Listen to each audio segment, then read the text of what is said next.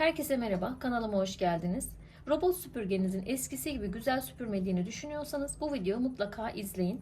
Şöyle doluyorum, çok ince olacak şekilde sarıyorum.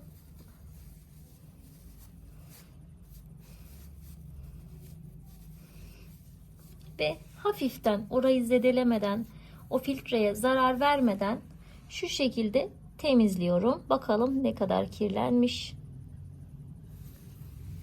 Bakın. Bu filtrenin üstünden çıkan toz katmanı. Orayı tamamen bu tıkadığı zaman eskisi gibi çekemiyor. Burayı mutlaka temizlemeniz gerekiyor.